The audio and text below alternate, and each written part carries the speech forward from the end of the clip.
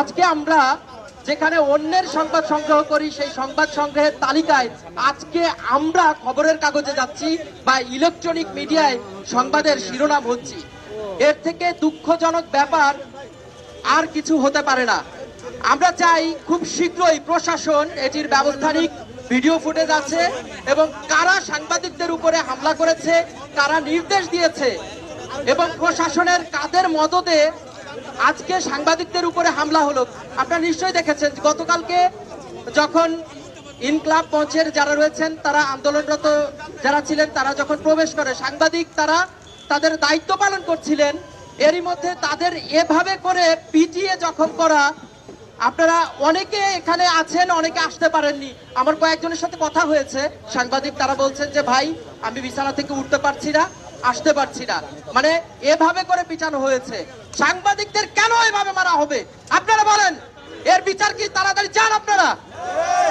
আমরা চাই খুব দ্রুত রাষ্ট্রীয় ব্যবস্থাপনায় এবং বিশেষ করে আইন শৃঙ্খলা রক্ষাকারী বাহিনী যারা রয়েছেন, ঊর্ধ্বতন কর্মকর্তা, তারা এর সুষ্ঠু সমাধান দিবেন, বিচার দিবেন। বিচার না হওয়া পর্যন্ত আমরা আসলে এই আমাদের যে কর্মসূচি সেটি চালিয়ে যাব এবং এর বিচার যতক্ষণ পর্যন্ত না হবে আমরা সংবাদ সংগ্রহের ক্ষেত্রে আমরা আরো কঠোর অবস্থানে যাব। আজকে নিজেদের ওপর যে নির্যাতন, সেই নির্যাতনের প্রতিবাদ করতে আমরা আজকে দাঁড়িয়েছি। আমরা একটা বাংলায় প্রবাদ আছে যে শেষ ভালো যার সব ভালো তার। আজকে আমরা যেটি দেখলাম যে ডক্টর ইউনূসের এই যে দীর্ঘদিনের যে যাত্রা, এই গণ অভ্যুত্থানের পর যেই বাংলাদেশ হবার কথা ছিল, যেই বাংলাদেশে সাংবাদিকদের বাকস্বাধীনতা থাকার কথা ছিল, যাদের সংবাদ সংগ্রহে কোনো বাধা প্রদান করার কথা ছিল না, সেই ডক্টর ইউনূসের যে পুলিশ, যে হাসিনা পুলিশের মতো ডক্টর ইউনূসের পুলিশ কিন্তু আজকে সাংবাদিকের উপর আরো নেক্কারজনকভাবে হামলা করেছে। একই দিনে 20 জনের অধিক সাংবাদিকের উপরে তারা হামলা করেছে পরিকল্পিতভাবে। কোনো অতর্কিত হামলা নয়, এটি ছিল পরিকল্পিত হামলা। এবং এই গণমাধ্যমের কণ্ঠ রোধ করতে কেন ডক্টর ইউনূস পদক্ষেপ নিয়েছেন, এর বিচার চাই আমরা দেখতে চাই গণমাধ্যমের স্বাধীনতার কথা যে বলা হয়, সেই গণমাধ্যমের স্বাধীনতা যেন সম্পূর্ণরূপে থাকে। একই সঙ্গে আগামীতে সামনে নির্বাচন, এই নির্বাচনকে ভণ্ডুল করার জন্য সাংবাদিকদের উপর হামলা কিনা এটিও খতিয়ে দেখার জন্য আমি আবেদন করছি।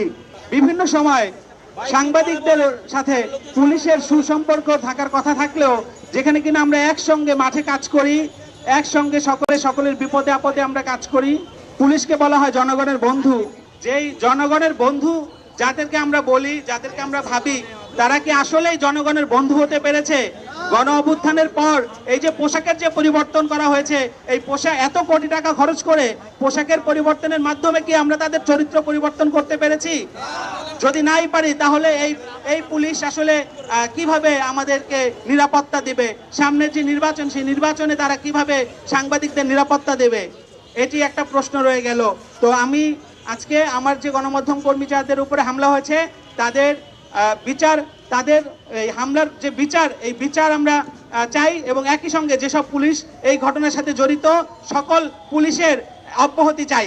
ফিলিস্তিনের গাজায় যখন ইসরায়েলি বাহিনীর বর্বর হামলায় যখন সাংবাদিকরা নিহত হচ্ছিলেন, ঠিক সেই সময় বিশ্ব যখন নীরব ছিল, আল জাজিরা বলেছিল যে বিশ্ব নীরব, কিন্তু আল জাজিরা বিশ্বকে ভুলে যায় নাই।